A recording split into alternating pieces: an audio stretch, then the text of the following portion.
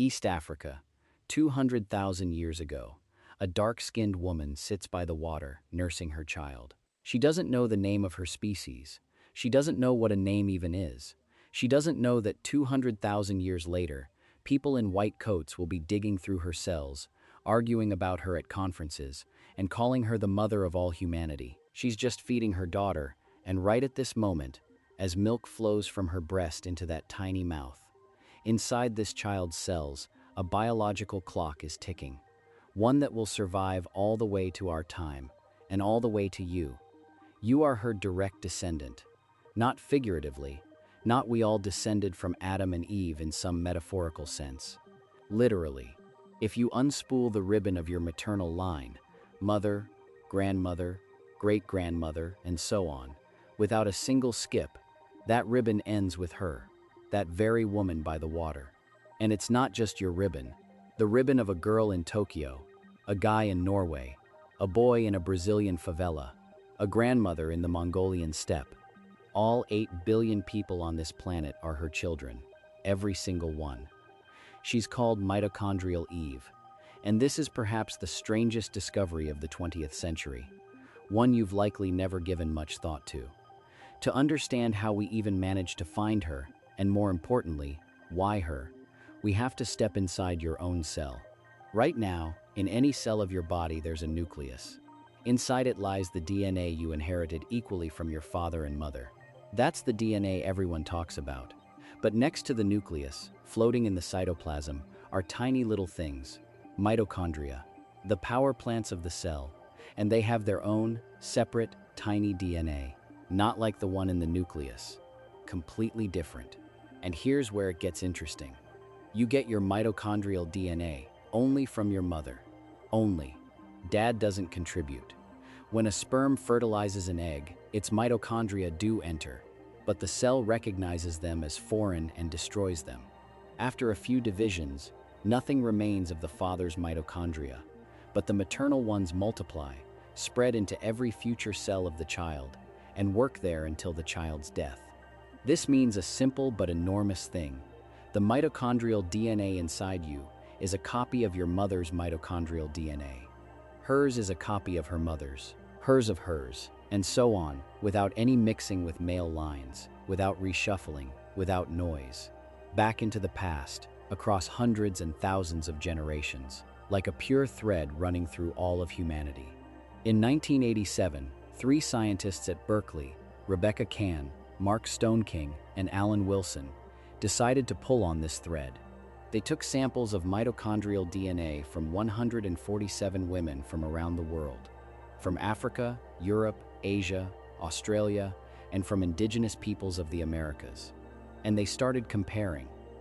The logic was simple. If mitochondrial DNA is passed down almost unchanged, then any differences between people today are mutations that have accumulated over generations. Tiny random typos in the genetic text. The more typos between 2 people, the farther back in time their common great-grandmother lived. The fewer, the closer. And so they arranged all these samples into one giant genealogical tree, step by step. And the tree didn't branch out into 1,000 separate roots, as one might expect. No, all the branches converged, into one point, into one woman. When they published their results in the journal Nature, the article was titled Mitochondrial DNA and Human Evolution. The press picked it up immediately. Headlines blared. Scientists find Eve, mother of all humans lived in Africa. 200,000 years ago, one woman gave rise to all of humanity. And right away, the misunderstandings began, massive ones. They persist to this day. The most important thing to understand, and the thing that usually makes heads hurt, is this. Mitochondrial Eve was not the only woman alive at her time, not the sole mother of humanity in the sense of, there was one and everything came from her. That's not it at all. 200,000 years ago, thousands of women lived in Africa, perhaps tens of thousands. They had children. Those children lived, loved, and had children of their own.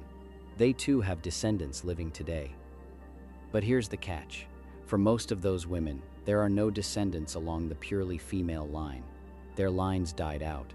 Somewhere along the way, a great-great-great-granddaughter had only sons. Or she had daughters, but they died childless. Or there was an epidemic, or war, or just statistics, and the mitochondrial thread snapped. Imagine a game. Every woman on the planet plays it, each generation. To stay in the game, you must give birth to at least one daughter, who, in turn, gives birth to at least one daughter, forever, through hundreds of generations. Fail once, you're out forever. And it turns out that of all the women alive 200,000 years ago, only one made it through to today, along the pure female line. Only her mitochondrial DNA remains in all of us. The others are our ancestors too, through sons, through mixed lines, through thousands of crossovers. Their blood flows in us. But this particular biological calling card, the mitochondrial DNA, we all carry from her, the one who won a lottery 200,000 years long. And here's the question that keeps many people up at night. Who was she? What can we say about her? Some things we can, and it's astonishing. She lived in Africa, most likely in the eastern part. Current data narrows it down to the region between present-day Ethiopia, Tanzania, and Kenya. Possibly a bit further south, there are theories pointing toward the borders of Botswana. The exact location isn't known, and perhaps never will be. But the continent, that's certain. The time, between 170 and 200,000 years ago. That's the range given by the rate of mutation accumulation in mitochondrial DNA. Scientists know how quickly typos build up, and by counting backward, they arrive at this date. She was not the first woman of the species Homo sapiens. By the time she lived, our species already existed. She was an ordinary woman of her time. She lived in a small band of hunter-gatherers, perhaps 50 people, perhaps 100. She knew everyone in her tribe by name. She gave birth, lost children, ate what the men hunted and what the women gathered. She feared predators. She knew the smells and sounds of her savanna. She likely died before reaching 40. And she stood out in no way. No special luck in her DNA. No evolutionary advantage. It's simply that her line, unlike those of her sisters and cousins, survived the filter of generations. A very long, very merciless filter. Here, people usually pause and say, "Wait, what about men?" All of us must have a common father too, by that logic. We do, and he's there. He's called Y chromosomal Adam, found using the same method, but in reverse, via the Y chromosome, which is passed strictly from father to son. And here things get complicated. For a long time, it was thought that Adam was younger than Eve, by 50,000 years, maybe 100, and this idea circulated in popular science as fact. Then it got turned on its head. In 2013, a study came out that pushed the date of Y chromosomal Adam much further back, 200,000, 250,000, by some estimates, up to 300,000 years ago. So Adam could actually be older than Eve. They likely never met. Tens of thousands of years may lie between them. They aren't a pair. They're just 2 points at opposite ends of humanity's genealogical grid that happen to be the longest lasting along their respective lines. And yet, the symbolism here is powerful. That's just how our language works. Biologists use the names Eve and Adam in quotation marks, jokingly, as shorthand for a convenient concept. But in everyone's mind, the Garden of Eden still appears. It can be amusing, and sometimes misleading. Because if, having heard all this, you picture her as the first woman, if you think that all of humanity descended from her alone, a mistake. If you think finding her means pinpointing the origin of our species, again, off the mark. She's not the point of origin. She's the point of convergence. That's different. The origin of Homo sapiens is a long, diffuse process, without a clear boundary. We all converge at one matrilineal point, only because time and chance arranged it that way. This is mathematics, not theology. And yet, there's an elusive thrill this knowledge leaves behind. When you realize that right now, at this very second, in every one of your cells, a copy of her mitochondria is working. Refined by mutations, of course. But at its core, it's hers. Her power plant fuels your thoughts. Her tiny DNA helps you read this line. By the way, if this thought gave you a strangely tingly feeling, hit like and write in the comments how the idea of a shared great-grandmother 200,000 years back makes you feel. I'm genuinely curious to see who gets chills and who, instead, feels warmth. Let's go further, because the story of Eve is just the beginning. It gets more interesting. There's a theory, and it's fairly convincing, that humanity almost went extinct at one point. Between 60 and 70,000 years ago, the supervolcano Toba erupted on the island of Sumatra. This wasn't just a big bang. It was the most powerful geological cataclysm of the last 2 million years. Ash covered a significant part of Asia. The planet's climate changed. A multi-year volcanic winter began.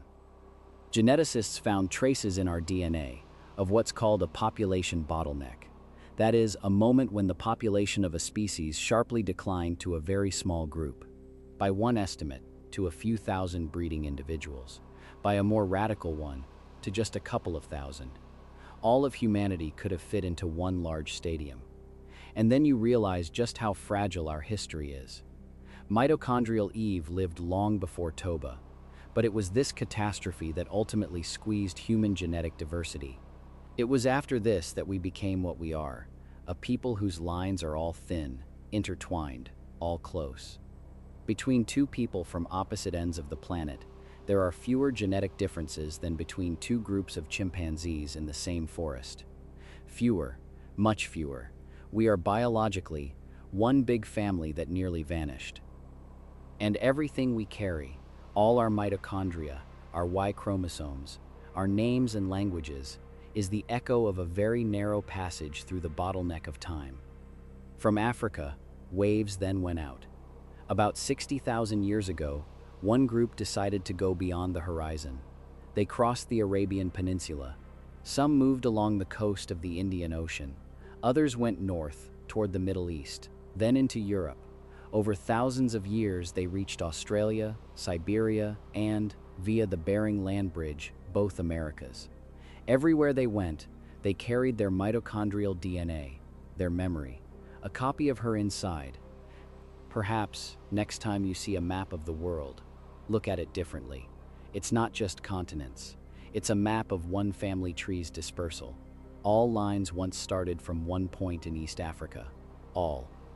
Now the strangest question. What happens to mitochondrial Eve tomorrow? She isn't fixed. It's not a static point. She is, as geneticists say, the most recent common matrilineal ancestor of all living humans. The word most recent here is key. If tomorrow, an isolated population dies out, one whose lineage stretched particularly far back, the point of convergence for those remaining will shift. Eve is always Eve of today. In 1,000 years, it could be a completely different woman, some great-great-great-granddaughter of today's Eve. This isn't just an academic puzzle. It means that right now, on this planet, a woman is alive, ordinary, unsuspecting, whose mitochondria, thousands of years from now, might become the universal matrix. Perhaps she's drinking tea in Istanbul. Perhaps she's lying in a maternity ward in Nairobi. Perhaps she's walking her dog in Chicago. We'll never know. But some currently living woman is the future Eve for the future 8 billion. And here's something else. When that 1987 Berkeley study was published, a storm broke out in the scientific community. Not everyone believed it. There were doubts about the methods, suspicions of errors in mutation calibration, concerns that a sample of 147 was too small. They argued for decades. Some criticism was fair, numbers were recalculated, ranges refined. But the core conclusion held. We are all descendants of one woman, along the pure maternal line. That woman lived in Africa, around 200,000 years ago, period. And this truth, in a sense, makes all human enmity a little absurd. Just a little. I won't sing you songs of universal brotherhood now.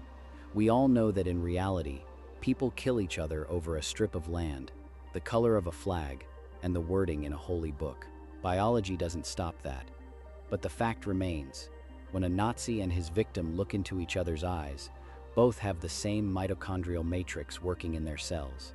When two soldiers shoot at each other across a front line, their DNA differs by fractions of a percent.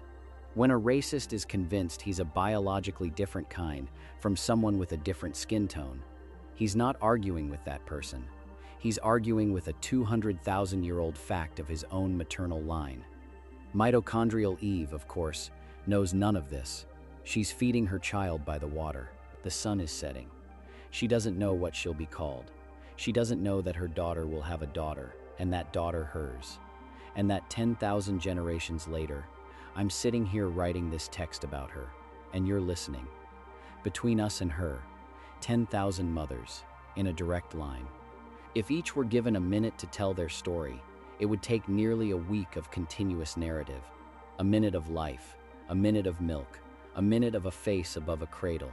First, your mother, then her mother, then hers, and so on. A whole week into the past, to that woman by the water in Africa. This isn't a metaphor. It's the accounting of time. It's a family tree laid out in minutes. And here's my point. The next time you feel sick with the sensation that you're alone, that no one cares about you, that your life is a tiny, meaningless episode, remember this chain. 10,000 women held onto each other so you could be born. Each gave birth to at least one daughter.